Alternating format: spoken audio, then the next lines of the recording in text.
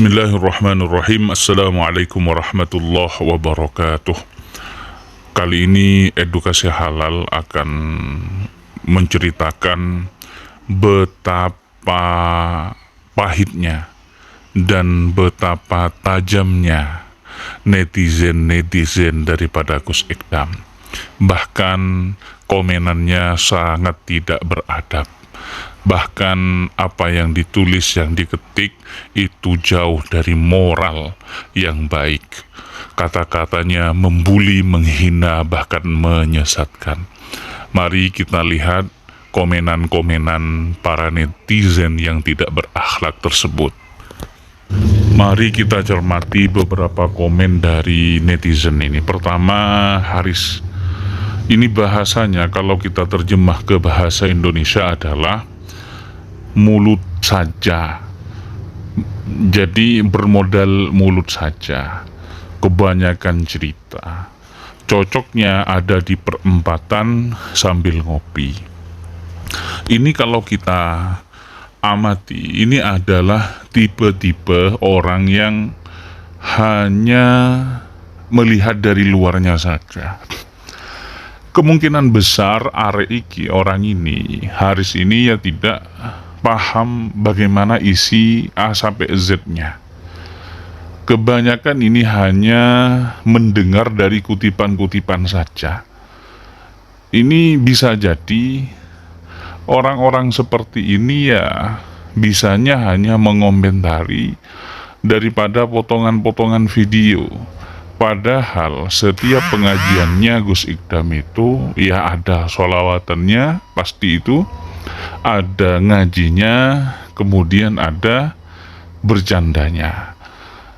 Ini bisa dipastikan tipe-tipe Haris ini adalah tipe orang netizen yang tidak pernah mengikuti pengajian secara utuh. Untuk netizen kedua yaitu Atmaja Faisal.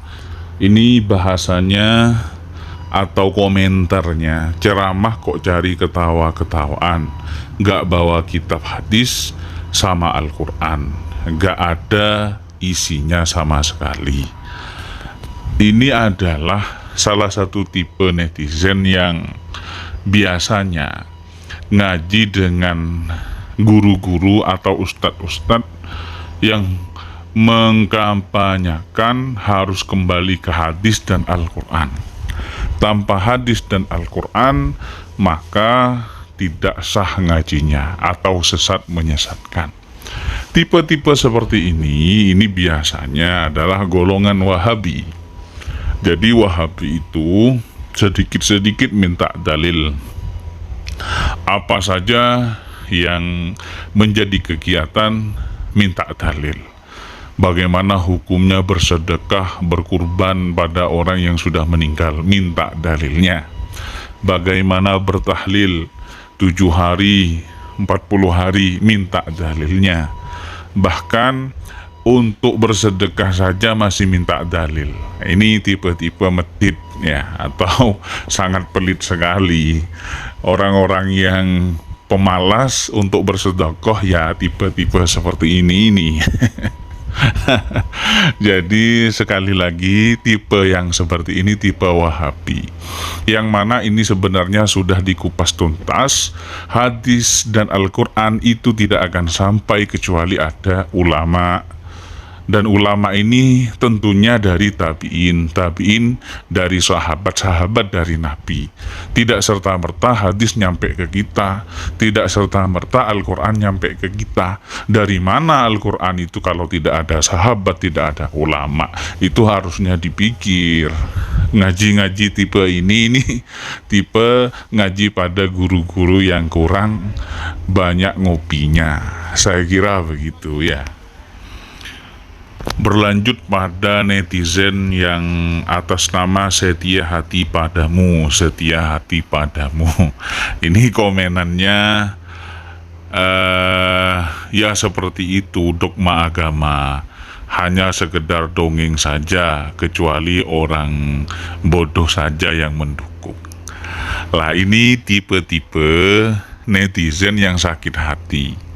Biasanya ini mempunyai jamaah, atau bahkan setia hati padamu ini adalah orang yang non-muslim. Ini tiba-tiba sakit hati, mungkin pengikutnya atau jamaahnya sekarang itu pindah ke Gus Idam, sehingga komenannya begitu, dongeng saja. Bahkan orang seperti ini ya nggak ngerti masalah hadis Al-Quran. Ini yang mereka counter adalah dongengnya saja. Padahal Al-Quran sudah jelas. Di dalam Al-Quran, setia ini minta apa? Sains ada, kemudian pengobatan ada, tentang manusia ada. Tentang apa yang nggak ada di dalam Al-Quran? Keajaiban di dalam Al-Quran ada. Salah satu contohnya di dalam Al-Quran itu menerangkan ada sungai di dalam laut. Ini 1400 tahun silam dijelaskan di dalam Al-Quran. Pada waktu itu teknologi belum ada. Nggak ada waktu itu teknologi, tapi Nabi Muhammad lewat Al-Quran sudah menjelaskan bahwa ada sungai di dalam lautan. Apa yang terjadi sekarang? Ditemukan ada sungai, ada air tawar di dalam air laut. Ini perlu belajar banyak. Ini biasanya barisan orang-orang yang sakit hati.